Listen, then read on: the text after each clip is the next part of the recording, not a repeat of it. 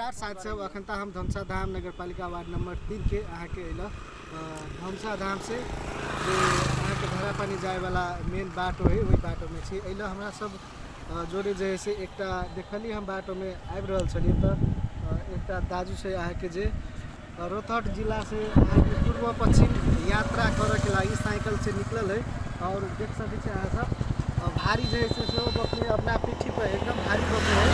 तो अहाँ सबके जैसे हम देखावला चाहब ई कथी नाम भेले अहाँ के? जी सबैजनालाई पहिला नमस्ते नमस्कार।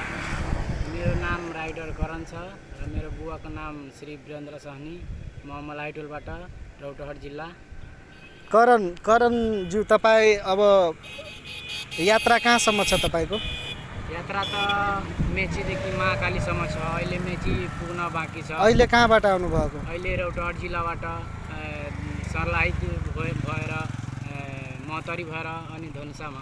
कति दिन भयो हिँडेको? अहिले 6 दिन भयो। 6 दिन भयो। कति दिनमा तपाई आफ्नो गन्तव्यसम्म पुग्नुहुन्छ?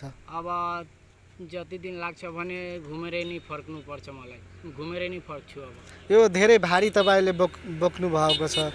यसमा चाहिँ के रहेछ? यसमा चाहिँ खानाको सामान छ। यहाँ आउनु। यसमा खानाको सामान छ। बाटोमा आउने साथीहरू भेट्ने साथीहरू ले तपाईलाई सहयोग गरून् भन्ने अपेक्षा छ कि छैन?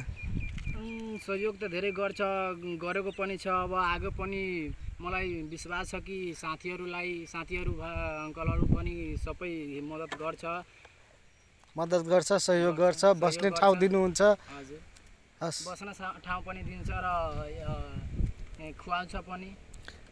ठिकै छ, तपाईलाई एकदमै बधाई छ, धन्यवाद छ। तपाईँ गर्नुस् र राम्रोसँग तपाईँ आफ्नो यात्रा पुरा गर्नुस् भन्ने मेरो आशा र विश्वास छ।